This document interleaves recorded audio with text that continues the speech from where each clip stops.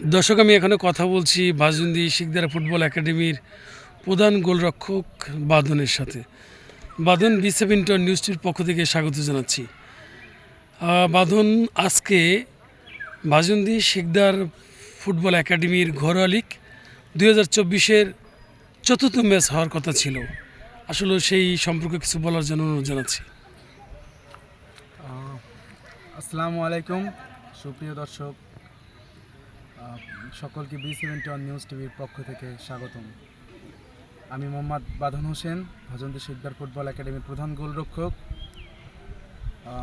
আপনারা জানেন যে ইতিমধ্যে আমাদের ভাজন্দি শিকদার ফুটবল একাডেমির ঘরোয়া লীগ ছাড়া হয়েছিল, সেটা ইতিমধ্যে তিনটি খেলা শেষ হয়েছে এবং আজকে যেই চতুর্থ ম্যাচটি হওয়ার কথা ছিল সেটা অতি দুঃখের সাথে জানানো যাচ্ছে যে সেটা আজকে হচ্ছে না। কারণ প্রাকৃতিক দুর্যোগের কারণ আজকে দেখতে পাচ্ছেন যে মাঠে পানি উঠেছে, বিভিন্ন কোনায় আনাচে কানাচে পানি উঠে গেছে।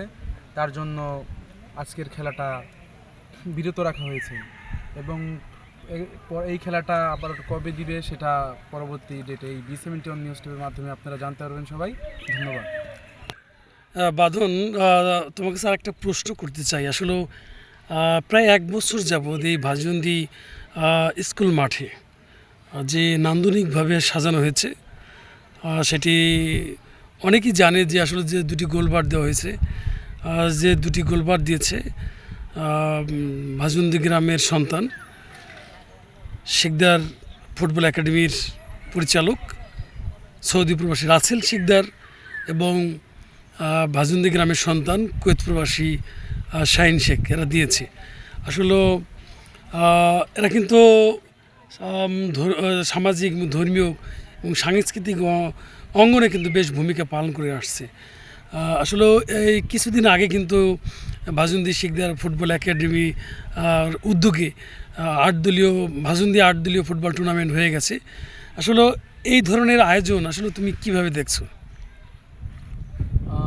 প্রথমেই তাকে ধন্যবাদ দিয়ে আমরা ছোট করতে চাই না।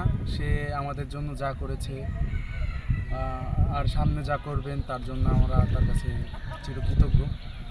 সে এই 1 বছর যাবৎ আমাদের মাঠে অনেক কার্যক্রমের মাধ্যমে মাঠটাকে জাঁকজমক করে তুলেছে।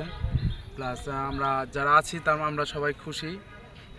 আর সব থেকে বেশি খুশি সে বলেছে যে কোনো কাজে, যে কোনো সমস্যায় সে আমাদের পাশে আছে এবং সে অনেক, বলতে গেলে একবারে সত্যি কথা বলতে অনেক ভালো কাজ করেছে আমাদের মাঠে এবং অন্যান্য ব্যাপারেও সে আগায় আসে। এর জন্য তাকে অনেক অনেক শুভেচ্ছা, অভিনন্দন। অসংখ্য ধন্যবাদ বাঁধন, লাইভে যুক্ত থাকার জন্য। বি7 নিউজটির পক্ষ থেকে তোমার জন্য রইল শুভকামনা।